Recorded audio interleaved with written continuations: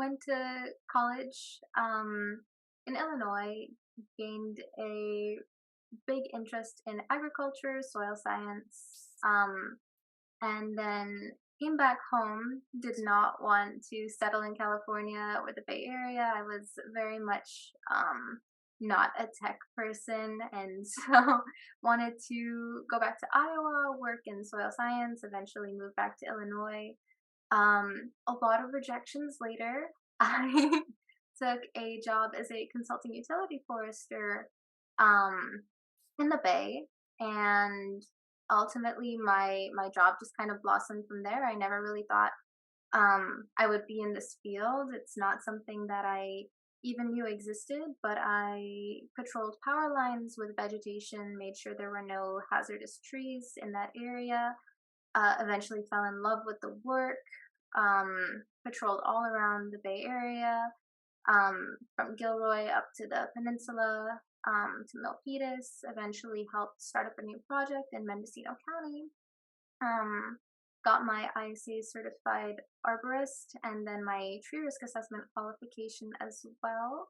And then transitioned into disaster response. And so I was kind of just fire hopping for a bit. I worked on 5 different fires in California doing wildfire recovery. California has a program where after people lose their homes, we can come in and if they sign up for the program, we do this work for free. We remove debris and we also assess any trees that are hazardous to any public facilities.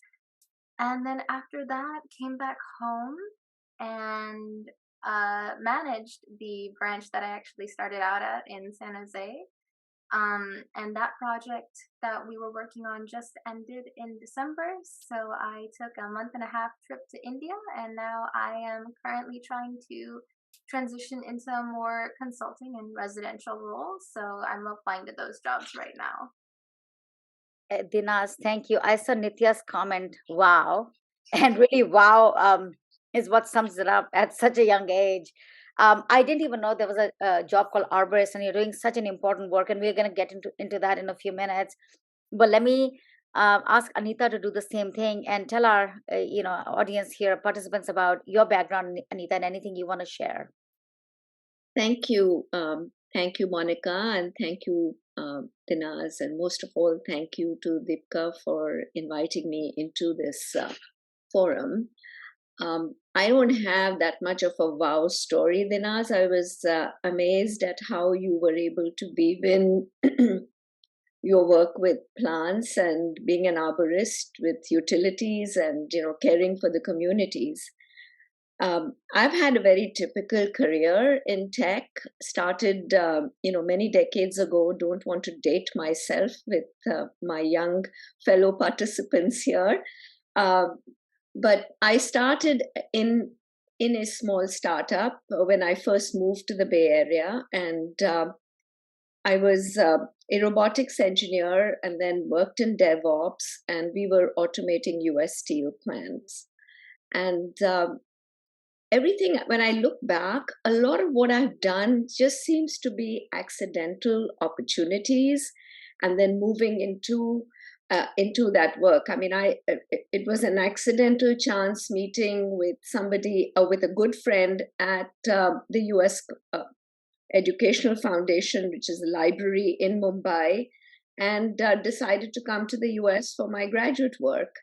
It was an accidental meeting with a woman entrepreneur back in the day who offered me a job in the robotics company. And from there, it was an accidental being assigned to a particular project manager who was very encouraging and encouraged me to publish in those days in the world of Unix, which was what triggered me to get a job at NASA Ames Research Center, where I worked on the numerical aerodynamic simulation program, the first supercomputer in those days, the Cray 2. And then another accidental move into Hewlett Packard, and a long innings there. And finally, I think when I retired from Agilent and HP, it was more because my kids were young and I really wanted to spend more time with them. and an accidental meeting within 10 days got me to do a startup overnight. And I have so much appreciation for services like MyCorp, which allow you to just online register your company and get going. And that started my entrepreneurial journey. And it was a lab that we were doing analytics for that wanted to do more forensics and drug testing, that got me into looking at providing a lab automation software for test laboratories. And how lucky were we that that happened literally 6 months before COVID hit. So we saw this big uptick during COVID. And many people ask, what about Thai? I'm a relatively new entrant to Thai, only in the last 5 years. And a couple of my friends were in leadership positions, and I'd stayed away from Thai except being a panelist and, occasionally attending the conferences. And they convinced me that I have to be the change that we all wanted to see, which is a much more diverse Thai. And one thing led to another. So here I am, delighted to be spearheading the change that Thai is ready for, and the leadership and the founders of Thai, most importantly, want to see happen. The other things that are really dear to my heart are really education. So I serve on, education boards, but I also am very involved with the upskilling of workforce that happens through workforce investment boards throughout the country. And in San Mateo and Santa Clara counties, we call it NOVA. And so I do serve on their board, and it really does work with youth, but it also works with displaced workers. And at this time, given the economic situation in the Bay Area and so many people, not having jobs, I know that some of our programs will have to, really go into fourth gear. So that's a little bit about me professionally. I have varied interests. Personally, I like to hike off trails. I like to golf, and I like to ski. And I'm a mom of 2 kids and love dogs. Thank you, Anita. Quite a bit of accomplishments accidentally. I mean, it seems like that's been your theme, but we're going to dive more into some of the transitions you talked about, and specifically Thai, because some of the folks here may not be familiar with Thai, the organization, but I'm going to come to that in a moment. And so let me just, introduce myself as well to the participants here. I've been in technology for 25 plus years, worked in all aspects of technology, from infrastructure, platforms, software as a service. And I also started out as a mechanical engineer. At that point, there was zero, I did not even know the technology space in Silicon Valley. And once I moved here, actually, even before I moved here, I realized that working as a mechanical engineer back in the factory, I did that for about 6 months to a year. And I realized I really wasn't cut out for that, to be in the back office in a factory. And there are many reasons for that. And if you have time, we can go into some of those. But my first transition ever in my life was, well, that wasn't the first ever, but one of the early transitions was, figuring out, what do I do now as a mechanical engineer when I really don't think that's the career I want to invest, for the rest of my life. So very quickly, I made a change into marketing and then moved to Silicon Valley and ended up being in technology space here, working on software, hardware, cloud technologies. And I would say the last 27 years, I've had a few other transitions we can get into as we go through the panel. I've also been involved in a lot of community work. Met Deepka, got involved in Indian Business and Professional Women, was on the board of Watermark. It was an organization that supported women in leadership. It's currently merged with an organization called Upward. So for many years, I was on the board there. Anita, I'm also deeply passionate about education. Growing up in India, that was something very, very important to us.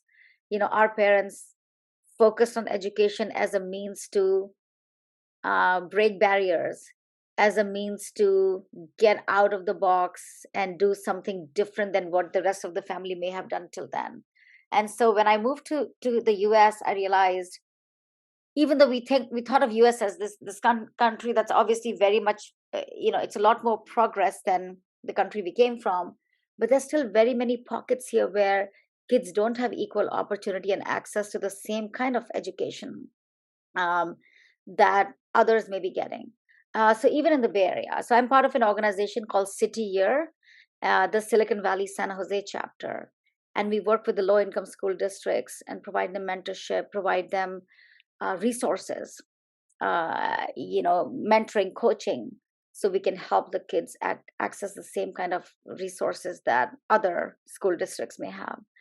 Anyway, we'll go on more about this, but enough about me. I do have, of course, two amazing kids who I'm so proud of. I'm a proud mother, and we'll come to that as well, because I think navigating transition, especially when you're a parent, also adds. It's an interesting layer that it adds, right, to the transitions that we go through.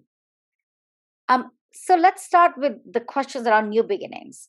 Dinaz, I'll start with you. I think in your introduction you talked about a number of things you did to get to where you're at as an arborist today.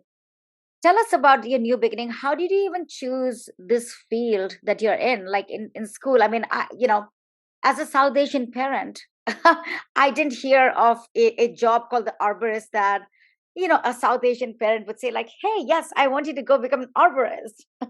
Usually you hear parents talking about engineering, medicine, and of course, I hear lots of South Asian parents now also talking about arts and so on. But tell us about your journey and your transition from, like high school to like where you became an arborist. What was that like? Especially, how did your parents, um, respond to that when you said you're going to be an arborist eventually? Yeah, well, my parents were very, very adventurous. They took me all around the world. And then were very confused when I wanted to pursue an environmental degree. So we compromised on environmental engineering. Environmental engineering is really nothing like environmental science, and so kind of ditched that in the beginning of college, and it was a bit rough for some time. They always kind of held on to this hope that one day, she'll see the light. I remember one time I took a Code Academy course on HTML. I made a clickable image box and I showed my dad, and he looked at it. And he looked at me and he said, "Are you sure you don't want to do computer science?" And I was like, "Calm down. I made a box. It's not that exciting." It really took me working for quite some time and becoming established in my field, and then seeing that this was a viable career, and also seeing how much I loved the work that I do. And on top of that, a lot of, I think, our parents' fear comes from, the what will people say, and for them to, be with me at a lot of family functions and other functions, and for me to talk about my work and see the interest that other people had kind of helped them a bit. And now it's great. They'll ask me questions about the plants outside, and we live in an HOA association in a townhouse, and so sometimes I'll go outside, I'll just Google something, I'll say, here's what I think is wrong, and they'll email the home association and say, an expert diagnosed this. Please take care of our plants. So um a big thing, I think, is there's no real knowledge of what else is out there. Even for me, working in my field, I did not know about every single job I started until somebody reached out to me asking if I was interested. I had no idea about disaster response until I became true risk assessment qualified, and people started asking me if I wanted to do this. But all of these jobs, I really had to be established in my field to see what was out there. And that's really hard when you don't have anybody in your inner circle that is doing these jobs. There's this sense of, well, if so much of the tech world is based on connections, for somebody to go into a field that may not make as much as tech without those connections, it can be very scary. Um, And one thing I'm so grateful for in my career is when I first transitioned into the disaster response world, my coworkers really were primarily old or middle-aged white men, and that can be very daunting for somebody my age. And the first thing they did within 1 or 2 weeks was ask me how much I was making, tell me I was underpaid, and essentially forced me to go back to the person who hired me and demand a better wage. And so I really wouldn't be where I am today without those people. And so I'm just grateful that my career has a lot of support within the community and I haven't had to look elsewhere to get that support. Yeah, Dinas, thank you for sharing that. Obviously, transitions and change are risky, but seems like you had a really good support system. You were able to show your parents that there is a career path through this transition that you're navigating. And I think for those of you here, and again, we don't want to talk about age, but Dinas is the same age as my son. So we're talking about a really young professional who's literally starting out in a career, the last 2, 3, 4 years ago, right? So I think your story is very, very encouraging, Dinas. I think for especially younger generation who are starting to navigate transitions very early on in your career, right? For some of us, we had a decade or 15 years, and then there was a transition, then another 10 years, and then there's a transition. I think for you, your story is very interesting. And I think that's where the world is also moving to. Is I think the younger generation is more willing to take the plunge, take the risk, move around a lot more, experiment with things, and come upon a role that they make their own, right? So I think definitely your story helps us understand that support is very important as well, and then finding allies. I love your story about the allies at work who were able to quickly tell you, like, hey, you're underpaid. I think that's a fantastic story. Thank you for sharing that. Anita, let me move to you. And again, when we were chatting earlier about in preparation for this, I know you have so many different milestones and transitions you've navigated. Maybe talk to us about moving from a corporate leader to becoming an entrepreneur, because it's a whole different world. Like, what happened? What were your concerns as you were getting into it? How did you navigate sort of the risks that you thought were going to happen from moving from this like nicely defined corporate role to entrepreneur, which is all hell breaks loose, right? Literally. So, I think that's a great question. And I became an entrepreneur not because I had this great idea. I was actually sitting, helping a friend. We went to a law firm who had a lot of analytics work, and it involved some data science, um, and there was a lot of data that we had to deal with. And I was my animated self when you're just kind of talking about, oh, this is possible, that's possible. And the next thing you know is these partners said, okay, so will you do it? And I'm a big believer in fate and destiny. And I have no idea. I mean, I had just left my current job maybe 2, 3 weeks before, and I have no idea why I said yes. And then when I went home, I realized what that yes meant. It meant that I had to put a team together. I didn't have a company. I didn't even have a business card when I went to meet these folks. And so that was a little, it was scary, but it was also that there was already a client, which was a little different than the second transition within the same company to a product. So as long as you're doing services, it's hard to fail because you've got clients who pay for your operations and the people that they hire, or the people that are providing the service. So that transition was not that heavy, but the one thing that does come to mind is, in my corporate career, I did a lot of transitions, new initiatives, but you always have the safety net of the corporation.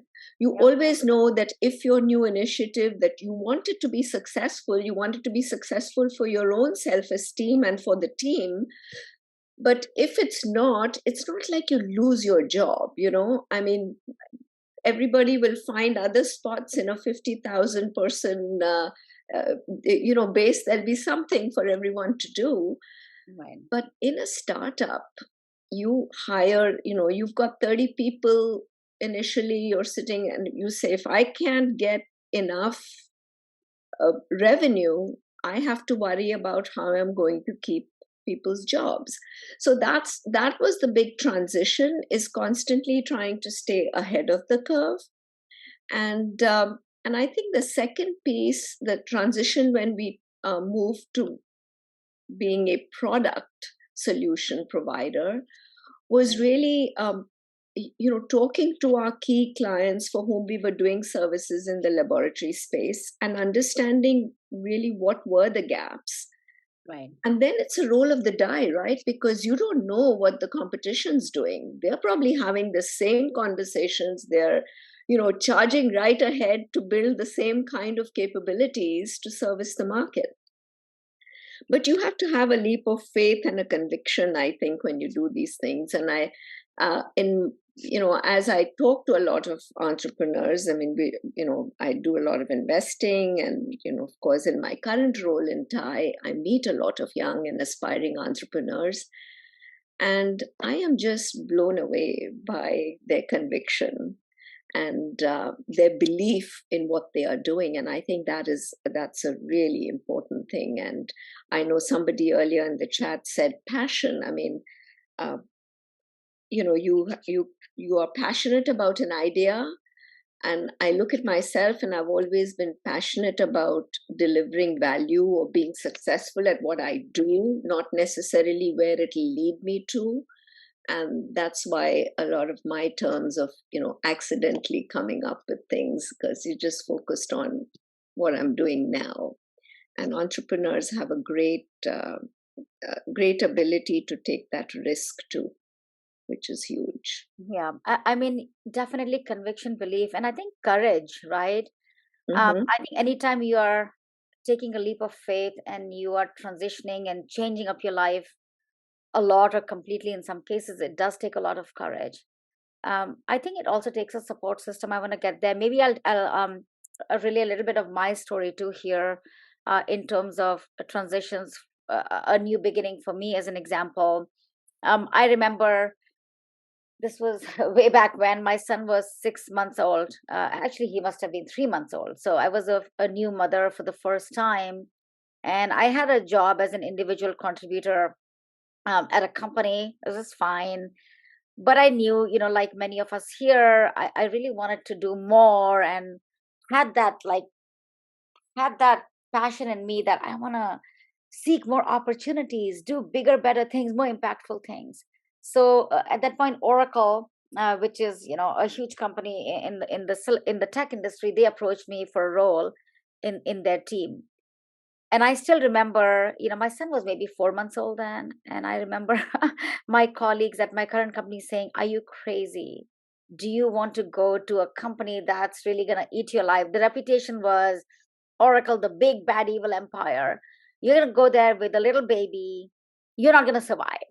Why are you changing? And I really, after assessing the opportunity, I really wanted to do it. I don't know why. I mean, if I had just thought of it logically, I would have said, for the next 2 years, I have a little one. I'm just going to focus on kind of maintaining my job and whatnot. But I actually took the leap of faith. I moved to Oracle, and the rest was history for me. I felt like I just learned so much in that company, and was able to really create a space for myself, and also kind of figure out who I am as a professional and as an individual, and what kind of a leader I am. So that's one of my stories, and of course we'll sprinkle more. But I do think I had the courage. But what I also had was a support system, and I want to talk about that now with both of you. So obviously, there are many people in this world who have to do transitions, have to create new beginnings, and they may not have the support system. There are many such stories. But I also want to talk about the value of a support system while you're navigating change and transition. And so, Dinaz, I'm going to ask you this question. So, how, in your mind, I mean, you talked about your parents, but Walk me through, like, what kind of support did you get as you were transitioning? And we're going to talk about also your transition from the current industry to a new industry, but tell me about the role of support system, right, in the last few years for you as you've navigated to different transitions in your career. Anything, Yeah. your family, friends, anything you want to share? My friends have always been very supportive of my work, which I'm so grateful for. And in my industry, it's been a very positive experience. Most of my career has been pretty 50-50 women, aside from disaster response. And my bosses in the beginning were all women, and they were really the ones who encouraged me to pursue higher certifications. And so really I have 3 certifications in my field, and it's mostly because of them that they were the ones who showed me what was available, signed off on my paperwork, gave me free study materials, all of that, marked my exam dates in their calendars, asked me how it went, Yeah. and really everything in my field. Yeah, I've had to interview for, maybe I've had to persuade some people and fight a little bit um, for that imposter syndrome that I felt, but I have never really felt the need to compete against anybody in my field for positions that have been available.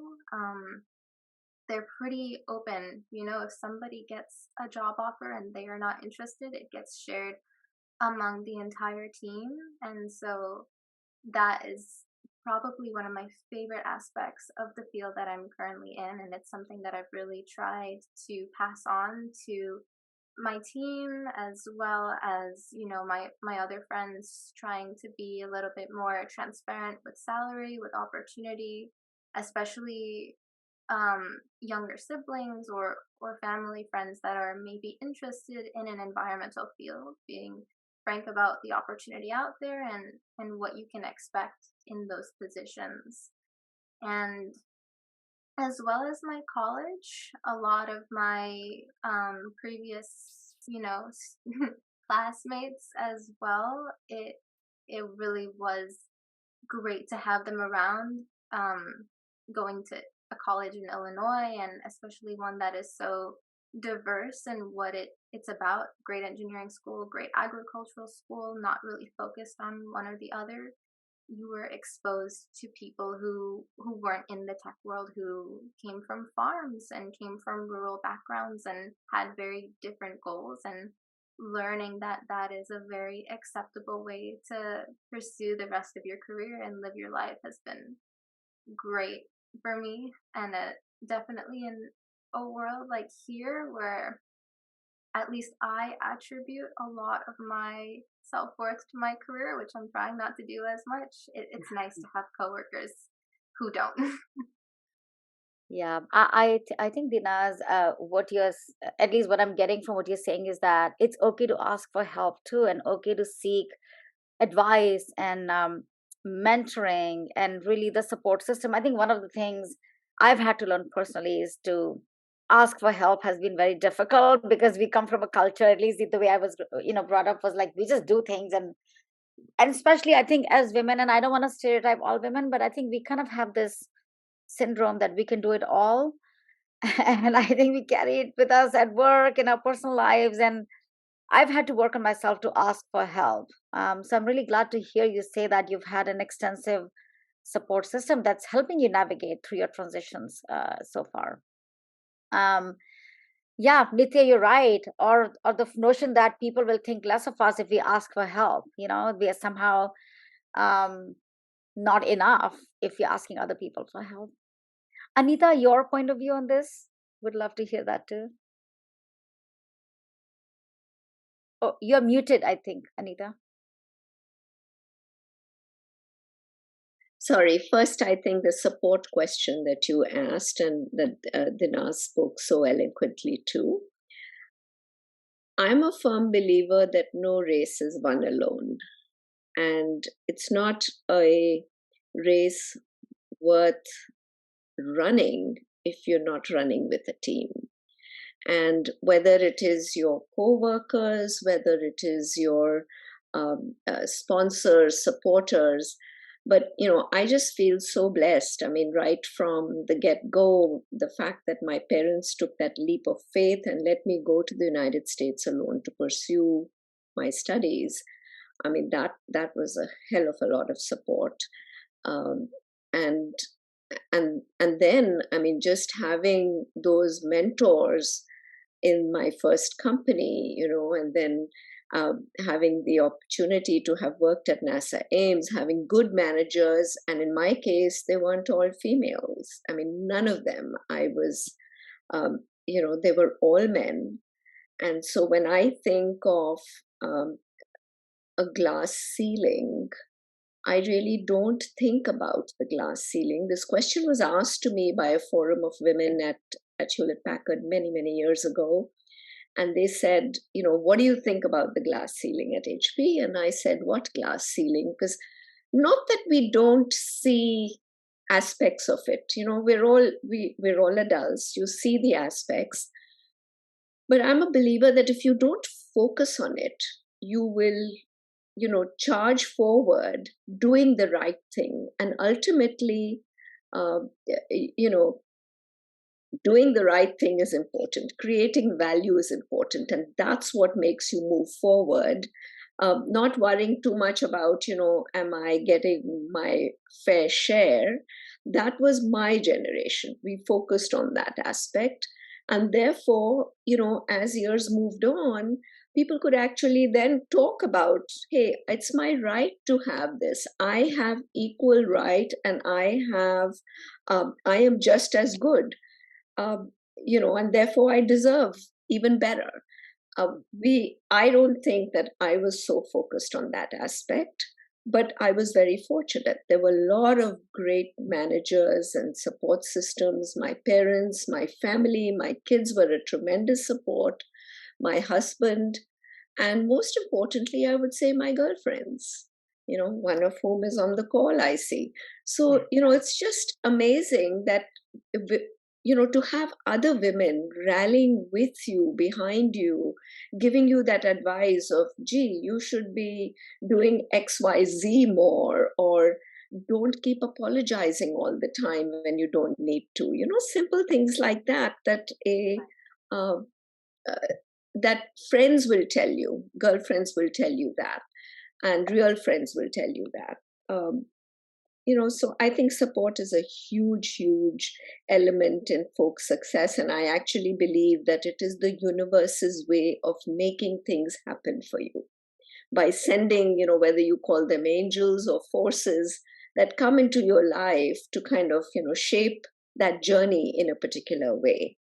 And so that's my question on support. And somebody asked the question of, you think it's good to send children away from home? I think the best thing that happened to me was that my parents let me fly away, so far away. This was in the days of trunk calls. I mean, we didn't you couldn't just lift up the phone and call. uh, and and it was the best growing up experience. It was scary. I mean, it was my first plane ride. I was the daughter of a railway officer who was an engineer. We always traveled luxuriously in trains, but I'd never sat on an airplane before. That was scary. That was a huge transition. Meeting people from different parts of the world at a university was a transition. And so I think that,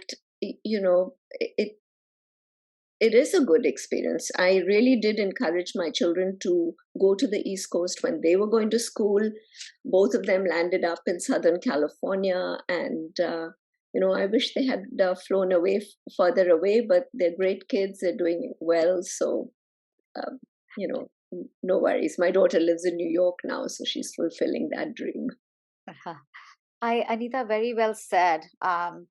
I think the role of support system, whether it's friends, as you mentioned, professional colleagues, sponsors, champions, mentors, is extremely important as we navigate transitions both in personal and professional life. I mean, I have my story. My parents moved in with us when our kids were young, And for almost 15 years, they live with us. And I cannot tell you what that gave me wings to fly and to do things in my career that I wouldn't have been able to do otherwise. And I know it for a fact. Um, is it something that I, thought like, oh, I should not do because it's going to change my life? I mean, yeah, all made adjustments, right? But that was a choice we all made. And I benefited from it tremendously. So I do believe, as both of you said, as you're navigating transitions in life, it's so important to have your champions and sponsors, your friends and family and professional colleagues all around you. And don't be afraid to seek them out, right? Build that up. You have to invest time and energy and resource into building that support system. It doesn't just happen automatically. Um, yeah, I think there's a lot we can talk about here, but I'm also looking at the clock here. We are, about 15 minutes to the end. So maybe I'll ask maybe one quick question, Anita. I'll ask you because we talked about TIE a lot. It's the Indus. I don't know if you still call it the Indus entrepreneurs. Maybe you can spend a couple minutes talking about what is TIE, but more importantly, it's a big transition for the organization because they now have their first female president, which was unheard of. I have my own experiences with TIE. I think it's a fabulous organization, but we all know that it was very different. And I somehow thought it wasn't for me. Like I didn't see people like me represented. So I would love to hear your journey there and tell us about what you're thinking of as that now that you're the president of TIE. So, I completely understand where you're coming from, Monica. I too thought that a few years ago. But, I truly believe that you have to be part of that change. And now that the Thai community has entrusted me with the responsibility of laying that foundation for the next several decades. We've been around for 30 years fostering entrepreneurship. We've grown across the globe.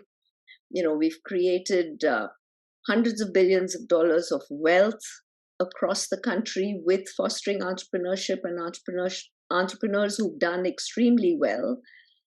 But now I think it's the time to really focus, and this is where my focus is that we are beyond just being South Asian. Many of us who are on the call today are probably we're the first in our families to have come here. But it's time now that we focus on the next generation. Organizations like TIE need to serve and be served by the next generation, which means that next generation TIE has to be reflective of the demographics that we are operating in. And our children are first American. I am first American. I'm a flag carrying American citizen. But yes, we have ties to India. Our children feel a lot less of those ties. And there is nothing wrong with that. So, therefore, my responsibility is to make sure that the value of TIE is taken to all of Silicon Valley and all of the country where entrepreneurship and the lessons of entrepreneurship, whether it is in education, in mentorship, in bringing together corporate decision makers to young entrepreneurs so they can get their pilot projects and they can get that first buyer, getting the investors together with the entrepreneurs. All of that has to happen at a larger scale in a much more inclusive way so that TIE is representative of the demographic that we operate in, which means more of the Asians, more of the non-Asians, and that's what we're doing. And for the past 2-3 years that we've been involved, we've had tremendous support. We're bringing in a lot more of the venture capital community into the mix. We're bringing a lot more diverse speakers, and it's not that it's not about being one ethnic group or another. It is more to be representative of what the valley needs. And the valley needs more people who are getting more connected and more entrepreneurs who are getting connected. And the entrepreneur of today is a little different than the entrepreneur 30 years ago. Yeah. So Thank that's my focus, and I think the other piece of it is that everybody talks about diversity. People see the first woman president, and they expect that there's this whole focus on women, and I am deeply committed to make sure that all of us can be part of this journey together. Yeah. But it is not a key initiative. Right. Just the same sense of what I felt when I was at Hewlett Packard, that there is, you don't worry about the glass ceiling. You just keep moving forward and being inclusive, and then things will start to make a difference. I am so proud of the fact that today the Thai board is 50% women. I mean, my colleagues, Mini Suri and Kritika Reddy, I mean, amazing. They're all amazing leaders. And, so Thai is already there.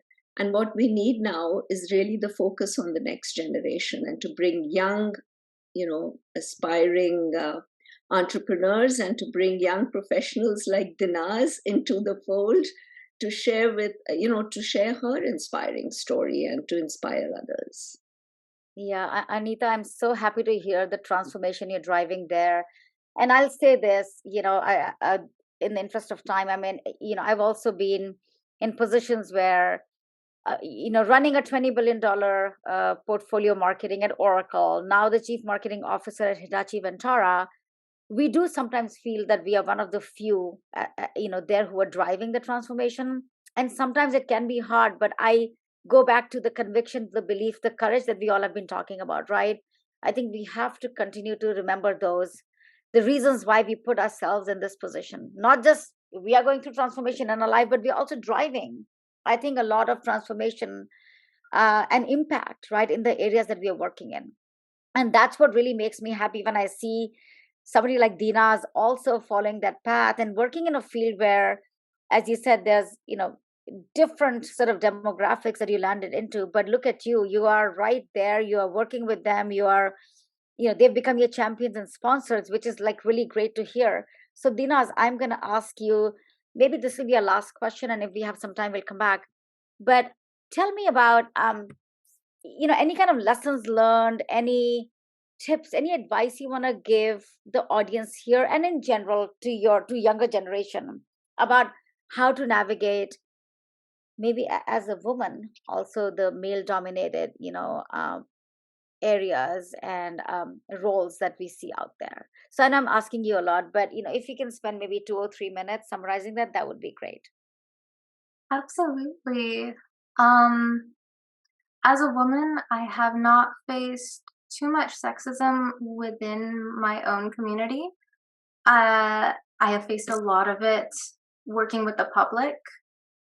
A lot of people who are homeowners that I would talk to maybe wanted to speak with a man, especially difficult when my own team would have to escalate things to me as a manager, and they didn't want to listen to me any more than they did my older male coworker, especially because the team I managed, a majority of them were significantly older than me. And it's just one of those things where you that you know what you're talking about. I'm grateful that the majority of my community has been so supportive of me that I don't really deal with that imposter syndrome. I think it would be a different story if I were constantly having to prove myself within the field as a whole.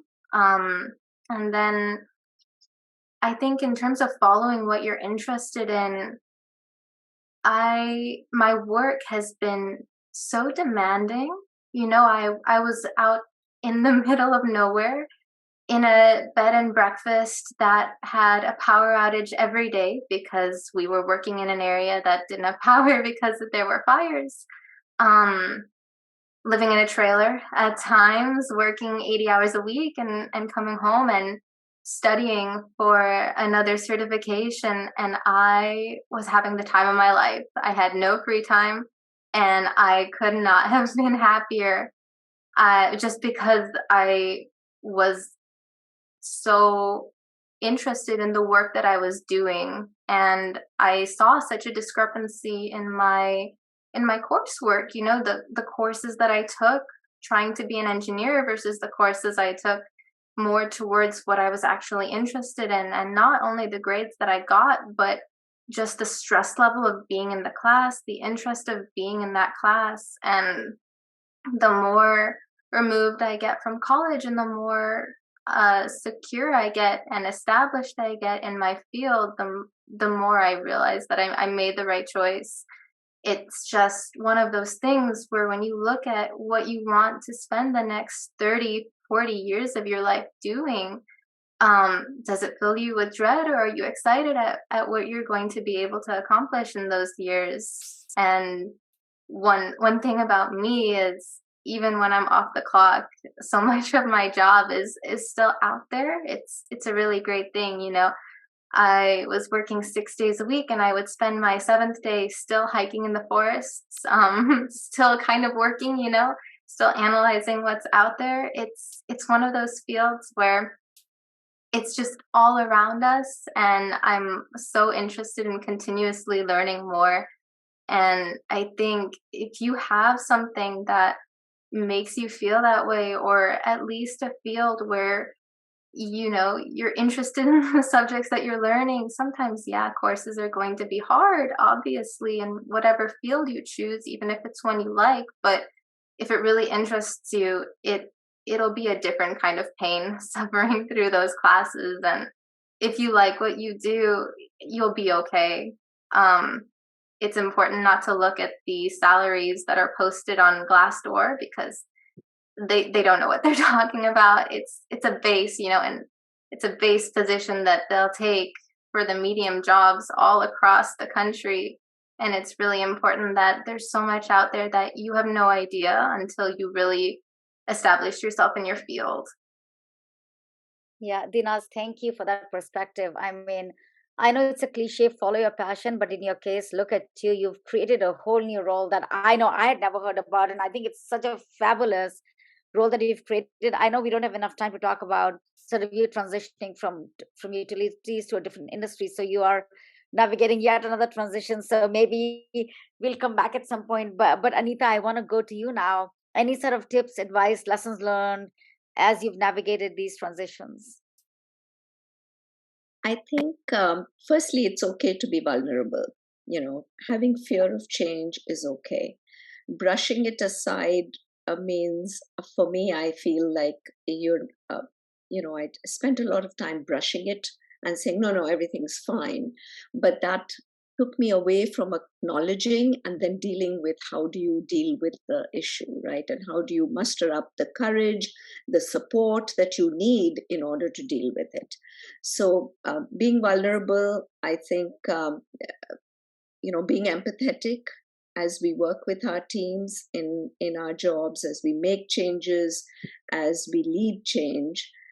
And then most of all, something that comes to mind is something that I live by, is what my dad would always say to me is, when you fall, don't spend time crying, get up right away, brush off the dust from your knees and start running again.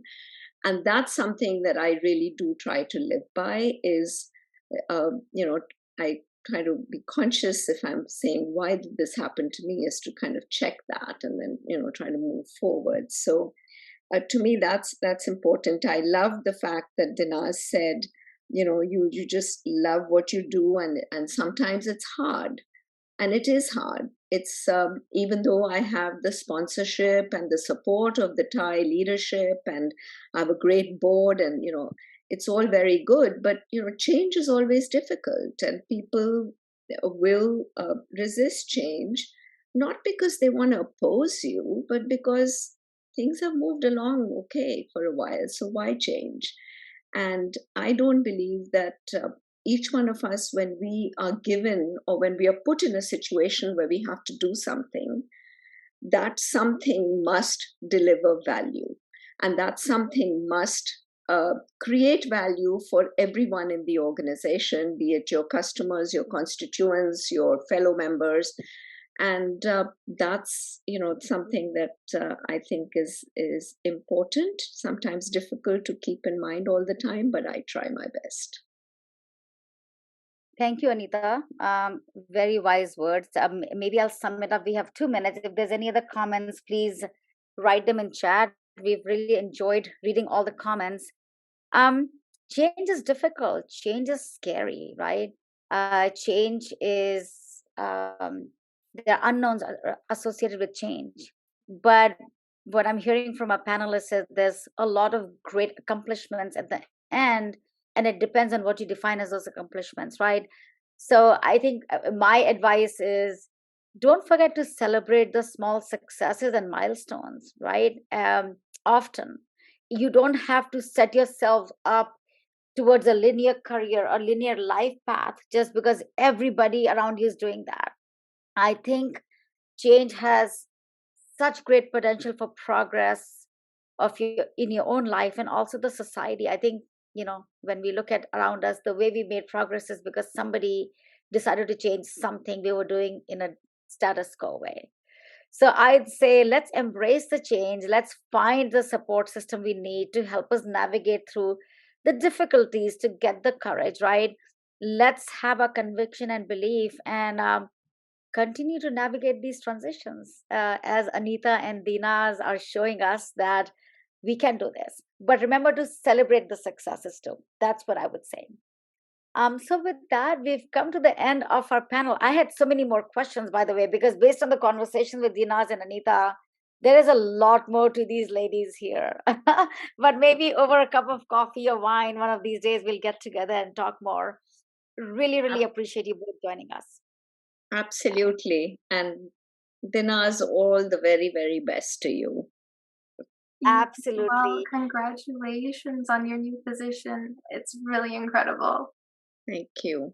And I look forward to featuring you as the young person who's navigated her career in a new field and married it with engineering. I'm sure your dad feels happy about working with utility grids. Yes, wonderful, wonderful. Thank you, everyone. I know, Reed, you want us to stay back, so we will. The panelists, if you can just stay back. Thank you. Thank you, everyone. Thank All you right. for Thank listening. you. Great job. Bye. Yeah, I would love to take a photo. I was taking pictures individually of you, but I realized if other people get off, I'll be able to take